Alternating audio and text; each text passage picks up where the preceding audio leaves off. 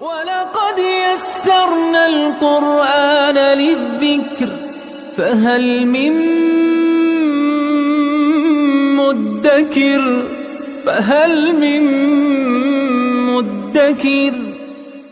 اعوذ باللہ من الشیطان الرجیم بسم اللہ الرحمن الرحیم الحمد للہ رب العالمین وصلی اللہ علی سیدنا و نبینا بالقاسم المصطفى محمد وعلى آلہ الطیبین الطاہرین المعصومین اما بعد اعوذ باللہ من الشیطان الرجیم ومن يهاجر في سبيل الله يجد في الأرض مراغما كثيرا وسعة ومن يخرج من بيته مهاجرا إلى الله ورسوله ثم يدركه الموت فقد وقع أجره على الله وكان الله غفورا رحيما۔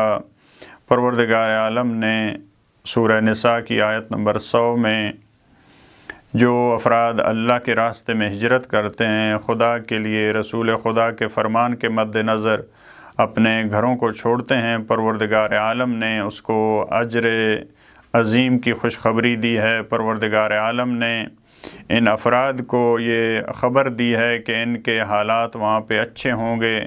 جب خدا کے لیے اپنے وطن کو چھوڑ رہا ہے تو پروردگار عالم وہاں اس کے لیے آسانیاں اور آسائشیں پیدا کرے گا۔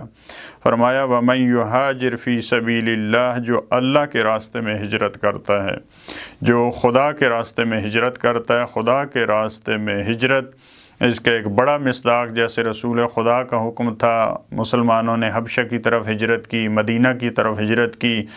آج افراد اگر وہ اللہ کے دین کی خاطر ہجرت کرتے ہیں، ایک آبادی کو چھوڑ دیتے ہیں، ایک ملک کو چھوڑ دیتے ہیں، دوسری جگہ جاتے ہیں، اللہ اس کے مختلف مصادیق ہوتے ہیں۔ روایات کی روشنی میں طلب علم اور تحصیل علم کے لیے اگر کوئی انسان اپنے وطن کو چھوڑتا ہے تو وہ بھی فی سبیل اللہ، اس نے اپنے وطن کو چھوڑا ہے اور ہجرت کی ہے۔ یجد فی الارض مراغما کثیرا وسعا، وہ زمین میں پائے گا مراغمن کثیرا وسعا، وہ بہت ساری پناہ گاہیں پائے گا، بہت ساری وسعتیں اور فراخ دلیاں پائے گا۔ وہ زمین میں بہت ساری پناہ گاہیں پائے گا، پروردگار عالم اس کے لیے بہت سارے راستے کھول دے گا، وہ بہت ساری وسعتیں وہاں اس کو ملیں گی۔ اور لہٰذا ایسا نہیں ہے، اور یہ دیکھا گیا تاریخ میں جو افراد ہجرت کرتے ہیں خدا کے لیے تو دوسری جگہوں پہ جب جاتے ہیں تو واقعاً ان کے حالات اچھے ہوتے ہیں، ان کے حالات برے نہیں ہوتے۔ وَمَن يَخْرُجْ مِن بَيْتِهِ مُهَاجِرًا إِلَى اللَّهِ وَرَسُولِهِ، پھر فرمایا جو شخص اپنے گھر سے نکلتا ہے اللہ اور رسول کی طرف ہجرت کرتے ہوئے، یعنی وہ دارالسلام اور دارالاسلام کی طرف ہجرت کرتا ہے، وہ ایسی جگہ پہ ہجرت کرتا ہے جہاں پہ اللہ اور رسول کی تعلیمات پہ عمل کیا جا سکے، ایسی جگہ پہ ہجرت کرتا ہے۔ ثم يدركه الموت، پھر اسے موت آ جائے۔ ممکن ہے ہجرت کرتے ہوئے راستے میں، ممکن ہے جب وہ دوسری آبادی پہ جائے یا کچھ عرصہ رہنے کے بعد اس کو موت آ جاتی ہے۔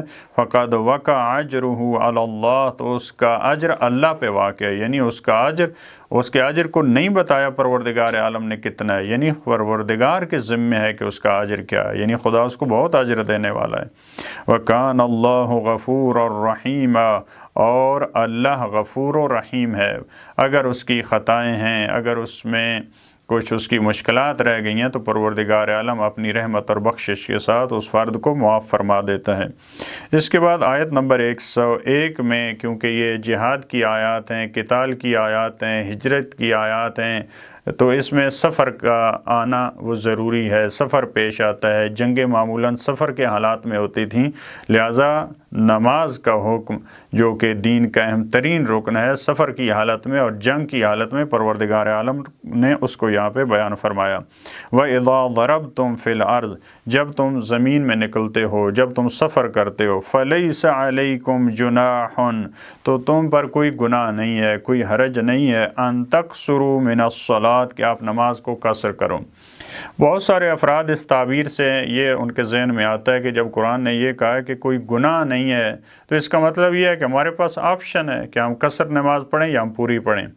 حالانکہ اس طرح کی تعبیر قرآن کریم میں کئی اور جگہوں پہ آئی ہے، یہ آپ پہ جناح نہیں ہے، گناہ نہیں ہے، لیکن وہاں پہ وجوب مراد ہے۔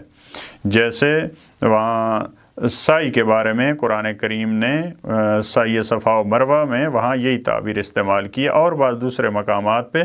لہذا قرآن ہر جگہ ایک وجوبی حکم کو ایک امر کے ذریعے ہم تک نہیں پہنچاتا، بعض دفعہ ایک اور تعبیر کے ذریعے، ایک دفعہ یہ تعبیر ہے، بعض دفعہ وہ ایک جملہ خبریہ کی صورت میں آتا ہے جس سے انشاء مراد ہوتی ہے، مختلف مراحل میں اس میں تبدیلی آتی رہتی ہے۔ تو یہاں اس کے ضمن میں البتہ روایات بھی موجود ہیں کہ یہ آپشن نہیں ہے بلکہ واجب ہے۔ وہاں پہ کوئی حرج نہیں ہے کہ آپ نماز کو قصر کریں۔ ان خفتم، اگر تمہیں خوف ہو، ان یفتنکم الذین کفروا، کہ کافر تم پہ حملہ کر سکتے ہیں، وہ تمہیں فتنہ میں ڈال سکتے ہیں، یعنی تمہیں نقصان پہنچا سکتے ہیں۔ البتہ یہاں پہ اس آیت میں جو بات ہے وہ اس سفر کی ہے جو جنگ کے لیے ہے، کیونکہ خوف کے ساتھ اس کو مربوط جانا ہے۔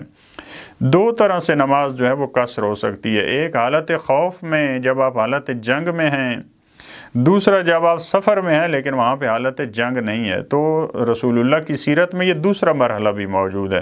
رسول خدا نے جنگ کے علاوہ جو سفر کیے وہاں بھی رسول خدا نے قصر نماز پڑھی، لہٰذا دونوں حکم، البتہ دوسرے حکم کی جو سفر میں ہے اس کی صراحت و سنت میں موجود ہے۔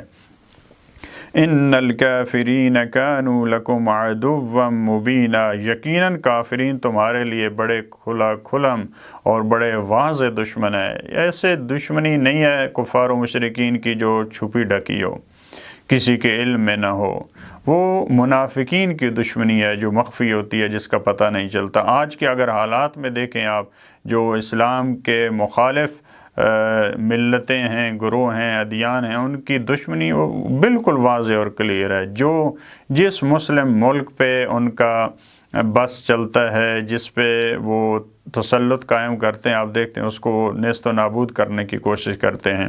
ان کے لیے کوئی فرق نہیں ہوتا کہ اس مسلم کا کس سے تعلق ہے، اس کا مذہب کیا ہے، اس کا دین کیا ہے، اس کی کس طرف اس کا رجحان اور میلان ہے، اس کے لیے مہم نہیں ہوتا۔ لہٰذا کافرین جو اللہ کے دشمن ہیں، جو قرآن اور اسلام کے دشمن ہیں، ان کے لیے سب مسلمان برابر ہیں۔ لہٰذا پروردگار عالم ہمیں وہ بصیرت دے، ہمیں وہ سوچ دے، تاکہ ہم احسن انداز میں دشمن کی دشمنی کو اور اس کی چالوں کو بصیرت کے ساتھ سمجھ سکیں۔ اللہم صلی علی محمد و آل محمد۔